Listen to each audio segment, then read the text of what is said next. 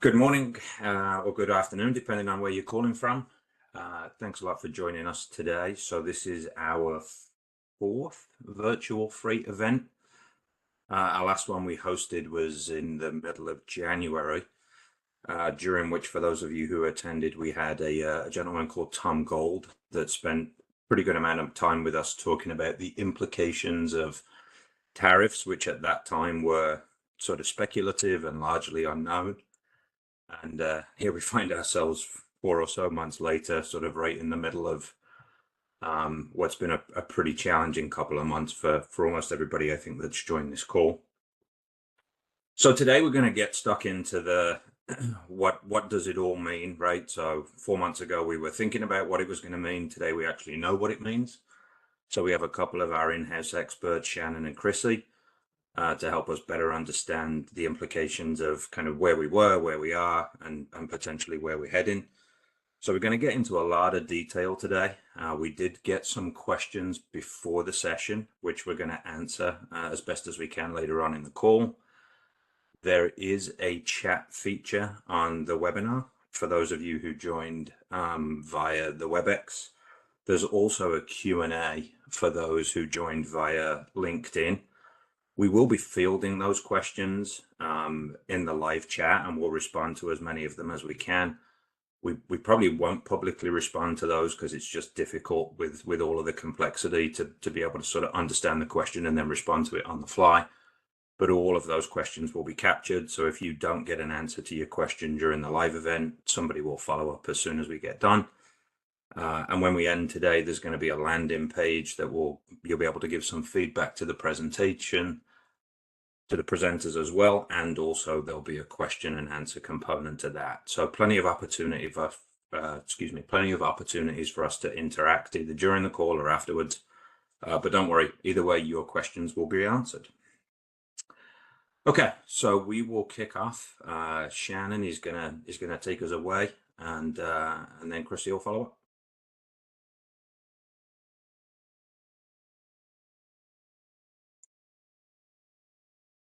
So we've taken into consideration some of the common themes and current challenges that each of you have shared with us prior to this presentation.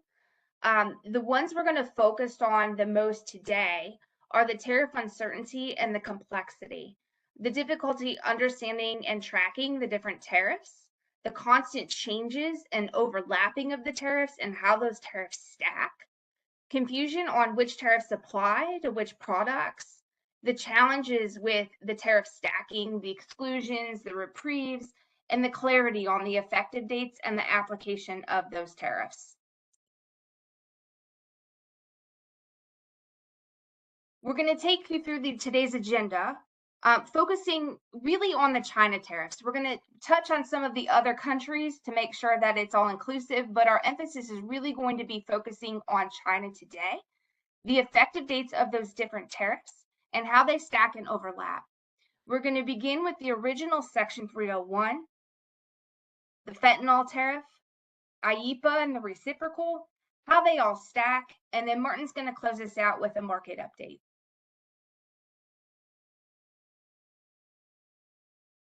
The original Section 301 tariffs started in 2018. In the beginning, there were many exemptions an importer could take advantage of. As time progressed, many of these exemptions expired and were not renewed. There are currently a few exemptions still available today to take advantage of, and those are listed on the left-hand side of this slide. After the presentation is over, you will each receive a copy of this presentation, and it will contain links to the lists for each of these exclusions. The list will contain a list of tariff numbers and/or commodities that are eligible for each of these exclusions. If you are importing a commodity that falls under one of these lists, you may claim the exemption and avoid paying the original Section 301 duty on your item. The exemption 99038869 contains the largest number of tariff numbers for exclusion, but this exclusion, unfortunately, is set to expire at the end of the month, and there are no current discussions on renewal of these exclusions. The most recent list of exclusions that were granted in January of 2025 were part of the Section 301 modification. This was part of their 4-year review of Section 301, and it contains specific commodities such as solar cells and syringes. There are far fewer commodities included in the most recent list of exclusions. As an importer, the first step you would want to take to identify whether or not your commodity applies would be to look at the original Section 301 and to check the exclusion list to see if your commodity is eligible for a potential exclusion. If no exclusion is available, then the next step would be to review the lists that are published that contain the tariffs that are subject to Section 301. Note that all tariffs in the tariff book may not be eligible for Section 301. You may not have to pay the duty depending on which tariff your item falls under. The lists that include the specific tariffs that are required to claim Section 301 are lists 1, 2, 3, 4A, and the Section 301 modification. Utilizing these lists, you would check to see if your tariff number is listed in any of these lists. If your tariff number is listed on a list, then you must claim the corresponding 9903 HTS and pay the original Section 301 duties on that item. All of the lists are contained as hyperlinks in this presentation, so you will directly be able to access the complete list to use it to determine if your tariff number is included as part of any of these lists. I'm now going to turn it over to Chrissy, who's going to talk to us about the fentanyl tariffs. Thank you, Shannon. So getting into fentanyl, we refer to this tariff as the fentanyl tariff to distinguish between the different IEEPA tariffs that are currently in place. Although this presentation does have the emphasis on China and Hong Kong, this specific tariff is also going to apply for Canada and Mexico. So that means if you have a product for Canada or Mexico, the same logic we are going to explain for China and Hong Kong can be applied.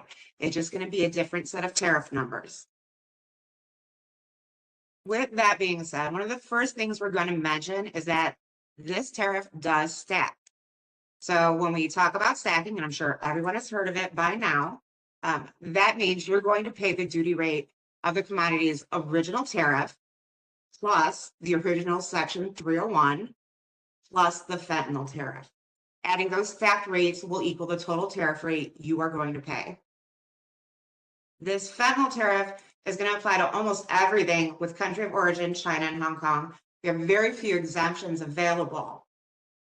When it first came out, we had an exemption available for personal items and baggage that did expire on March 7th. We are now down to only 2 exemptions currently active, and that's going to cover donations and informational material. The first step you want to do is see if your commodity would qualify as a donation or informational material. If it does, then you want to go ahead, take advantage of that exception so that the rate doesn't apply.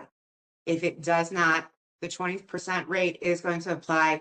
You would use 99030124 for your tariff.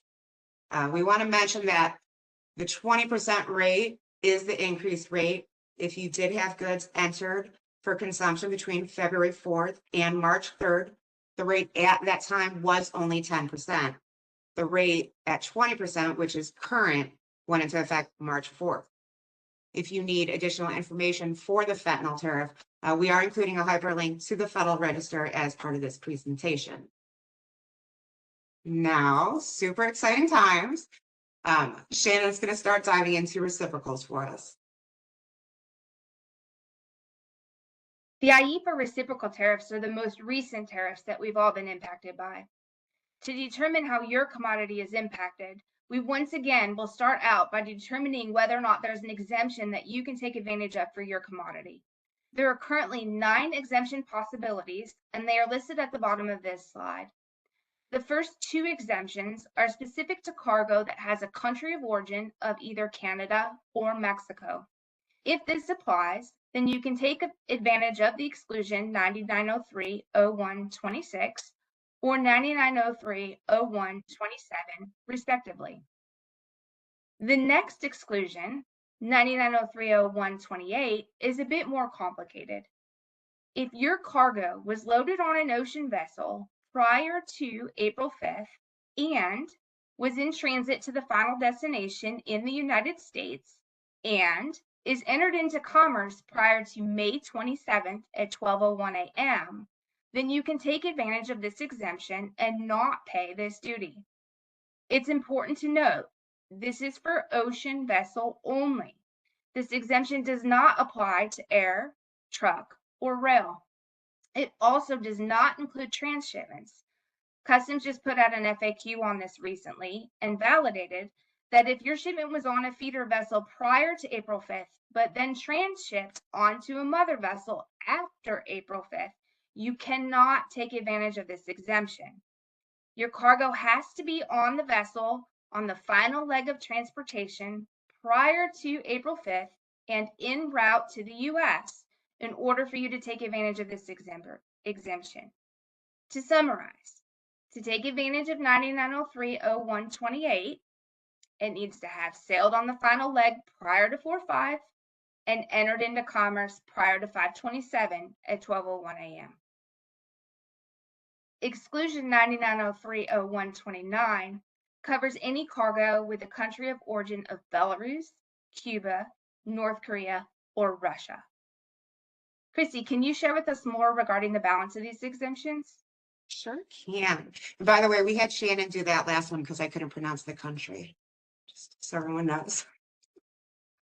All right. So the next exclusions we want to talk about are actually the same as what we have for the fentanyl tariff. So if your commodity is a donation or informational material, you can take advantage of exemptions for IEEPA reciprocal. So those exemption numbers are going to be 9903.0130 and 9903.0131. Now we get into Annex 2. 990132 is specific to the list of tariff numbers that are published in Annex 2. Plain and simple, if your HTS number is listed in the annex, you can take advantage of the exemption. No need to pay the IEEPA tariff. The annex includes different commodities like energy resources, mineral resources, medicinal items, and some of the informational materials. If you're unsure if your commodities tariff is on the list, we are providing Annex 2 as a hyperlink in this presentation for you. If your commodity is one that claims and pays Section 232, you can take advantage of exemption 9903.0133. This is going to cover derivatives. So if you're breaking apart the value of your commodity and only paying towards the content, that would be steel or aluminum, the entire value of that commodity is still exempt from IEEPA reciprocal. If the item does not contain any steel or aluminum and you are not paying Section 232, the item doesn't qualify. That same exemption, 9903.0133, may also be used for eligible passenger vehicles, light trucks, and their parts, regardless of if Section 232 is applied.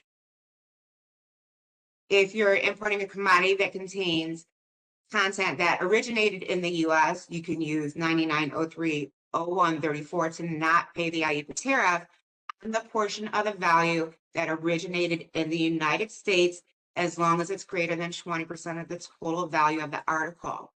However, IEEPA reciprocal is still going to apply for the remaining value of that article. When trying to figure out if your item's eligible for an exemption, you may run into cases where your item qualifies for more than one exemption listed. Customs says only one exemption should be applied. So if this happens, you should always take advantage of the more specific exemption. So for example, if your commodity is listed in Annex 2, but is also eligible for the exemption for sailing prior to 4/5 and entering prior to 5/27, you want to use exemption for Annex 2 since it's more specific.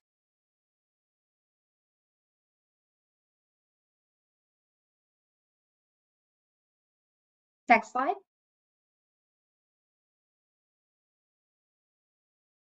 Just recently, it was announced that effective February 14th, the 125% for China rate is no longer in place for goods entered into commerce on May 14th at 12:01 a.m. and is on a 90-day pause on the IEEPA reciprocal tariff at the higher duty percentage. Any freight that's entered into commerce on or after May 14th is now also eligible for the 10% that the other countries are currently paying. That would be under Tariff 9903.01.25.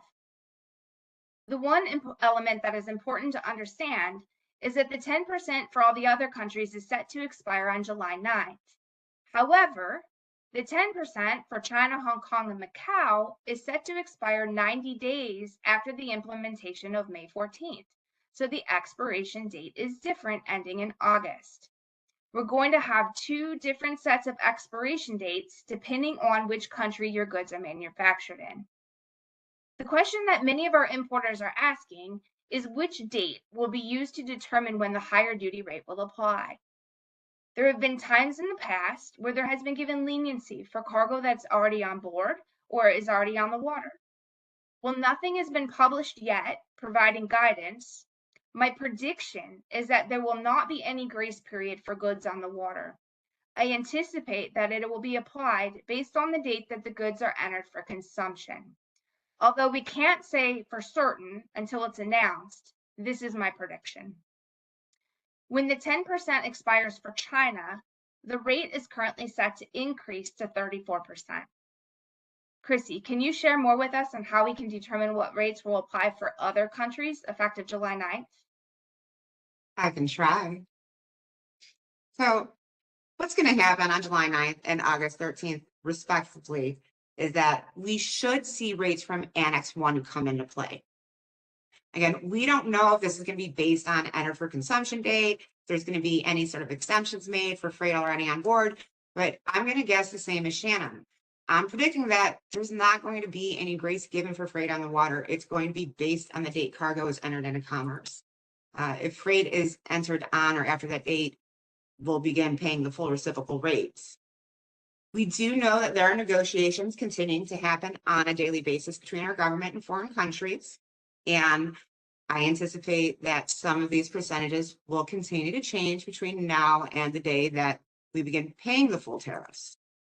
We're hearing through media that some reductions are already being considered and agreements, have been made. Assuming there's no extension between now and the July 9th date, and that's when we expect to see the increase go into effect for all countries except for China, Hong Kong, and Macau, which has that 90 days from the 514 implementation. So that's when we're expecting to see Annex 1 go into play.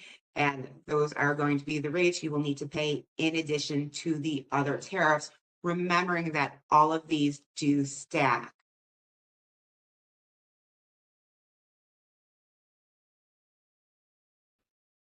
All the duties that we talked about today will stack.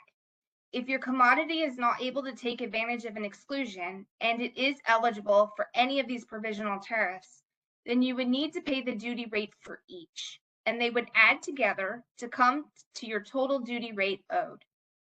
As an example, you will need to pay the duty on your original HTS plus the original Section 301 plus the fentanyl tariff plus the IEEPA reciprocal tariff plus any other applicable duties owed, such as Section 232 or ADD-CVD.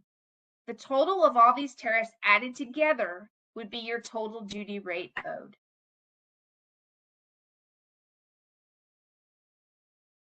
So we have gone ahead and we've put together some resources for you with their links. One of the better resources that we're including here is going to be a link to Trade Remedy Resources. This resource will provide links to CBP's fact sheets, as well as CBP guidance messages, so those CSMS messages that come through, and the Federal Register notices. I know trying to search for them on my own, it comes next to impossible, and I get them in my inbox. So it's a very helpful tool to try to find, previous guidance from Customs or previous Federal Register notices. As CBP continues to answer questions to trade, they are constantly updating the frequently asked questions. We are going to recommend that you continue to check back on this resource for additional updates as time progresses. We did receive questions in advance, so we would like to provide some answers for those questions. I will be asking to Shannon and she will share some answers with us. Okay, Ms. Shannon. Regarding Section 301, have there been any discussions related to 301 tariffs, or are they essentially a permanent fixture for from China? Yeah, Chrissy, so discussions are actively happening now. We're actively meeting with other countries. Those discussions are live. Every day, this is continuing to evolve. We anticipate that it will continue to evolve as these discussions continue. And while it's unknown if 301 will be permanent, it's my prediction that it's likely it will be continue at least for the foreseeable future. I would agree with that, Shannon, 100%. Another question is, what are the current tariffs on China and Thailand? Sure. So we thoroughly covered the China tariff in this presentation. Thailand is currently at 10% for IEEPA reciprocal and will raise to 37% effective on July 9th, assuming that no additional change is implemented as a result of current negotiations. I think, are we at 34 or 37 on China? 34. Thank you, ma'am. Okay. The next question, can you explain what percentage of tariff applies to the item also has Section 232 in place? So what percentage of tariff would apply if there's Section 232? Yeah, so if you're paying Section 232, your original Section 301 would potentially still apply if you're not able to take advantage of an exemption. Your fentanyl tariff would still apply if you're not able to take advantage of an exemption. But for your IEEPA reciprocal, you can take advantage of exemption 99030133, and you would not need to pay any reciprocal IEEPA tariff for your specific item. Okay, we had a question come through that says, I'd like to know more about the recent U.S.-China tariff relief announced on May 12th, 2025. Specifically, the 90-day temporary cut where U.S. tariffs on Chinese goods dropped from 145% to 30%, and China tariffs on goods on U.S. goods went from 125 down to 10%. Can you share more details about this? Yeah, of course. So I do feel like we covered some of this in the presentation today. Articles that are entered into commerce on or after 5/14 at 12:01 a.m. will be eligible for reduction in the IEEPA reciprocal tariff from 125% down to 10% for 90 days. The fentanyl tariff and the original Section 301 will remain unchanged or unimpacted by this 90-day pause. This is specific to the IEEPA reciprocal for China, Hong Kong, and Macau. Okay. For the 90-day China deadline, when is the last day and how is it decided if a container makes it on or after those 90 days? And I'm sure that's going to be a hot one for a lot of people. Yeah, so we're still waiting for formal guidance from Customs on this. They have not given us formal guidance yet. However, it is my prediction, based on previous decision making, that this is going to be based on the date that the cargo is entered into commerce. I do not anticipate any grace to be given for freight already on the water. I do believe it's going to be based on the arrival date and the date that the freight is entered into commerce. As we receive additional guidance, we'll be sure to share that. I do believe that we will receive formal guidance as this date approaches. Sure hope so. Is there, and this is one of my favorite questions, is there a handy web page where we can punch in a date, punch in data and find out how much the import tariff will be? Or is there a good website to use for these updates? So boy, I wish, but unfortunately there is not one link that's just a one-stop shop. We've provided a lot of resources and links in this presentation, which I hope you will find helpful and that I hope you will utilize. But unfortunately, you're going to need to utilize these links together in combination in order to determine the final tariff rate that's going to apply for your item. Okay. How long can Trump legally change these tariffs around until he's bound by some legal time frame minimum to allow businesses to adjust their business strategies to accommodate the change? Yeah, so this is a great question. This has been challenged many times already, both with the original Section 301, the fentanyl, and also the IEEPA reciprocal. And to date, it has been determined by the courts that he is within his legal authority to do what he is doing. Now, I can tell you that there are still current cases and new cases coming into the courts regularly, challenging his authority to oppose these additional tariffs. But to date, so far, no decision has been made against that. All the decisions have been supporting his illegal authority to do so. Okay. Does the tariff apply to previously negotiated purchases that may or may not have shipped? Yeah, so great question. So to date, there is no consideration to the date of purchase. All the determinations so far have been based on sale date and or combination of the date that the cargo is entering into commerce. So I anticipate that that will remain the same as we move forward. Do you foresee any medical products being exempt that are not manufactured here in the US? So yes, actually, we already are seeing some exemptions for medical products. Syringes is a great example of this. The list that we provided as part of this presentation give you the complete exemption lists. So if you have a specific medical commodity that you're looking for, those lists would be a great place to check to see if your HTS is listed. Thank you, Shannon. If you are one of those people that submitted one of these questions, I do hope you were able to join and receive your answers. Thank you so much. These were good questions. If there are any additional questions, please drop them in the Q&A. Any questions we do not reply to in the chat today, we will reach out to you after the event. If you have more nuanced questions about a specific scenario and would like additional guidance, please check out the landing page that's going to pop up at the end of the event. That's where you'll be able to contact our team, and we can get something set up to do a deeper dive into your situation and get answers for you. That wraps it up for Shannon and I. Thank you again so much for your time. We do hope this information and the resources are helpful. I'm going to turn it over to Martin for a market update. All right, thank you, Chrissy. Thank you, Shannon. A couple of things jumped out. One, that you could make that even mildly entertaining is incredible.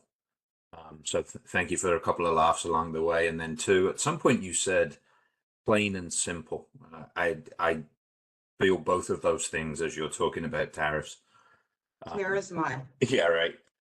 Again, lots of questions. I see them flowing in. So a lot of very specific tariff, country, commodity questions. We will get to them all. That landing page is another good spot for you to put a question in. So don't worry if you didn't get an answer today. Also, I think you'll find, at least I did, the last 20 minutes super informative. Shannon and Chrissy are, of course, available. So an opportunity to reach out to them and maybe have a one-on-one conversation at some point as well. All right. So I think the way to approach this next conversation is really, it's all one ecosystem.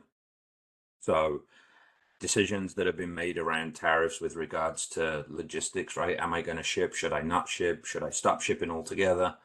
Have been sort of forefront for everybody for a while now. What we've seen, of course, is this sort of pause and effect is the terminology that's being used pretty consistently out there in the marketplace. So I stopped shipping from China when it went to 145%. That was a 2 or 3 week delay. And then all of a sudden, China's at a different rate and the floodgates open. That's exactly where we are at the moment in terms of the market. So we're 2 weeks into this from a China perspective. We've seen bookings increase significantly across the board.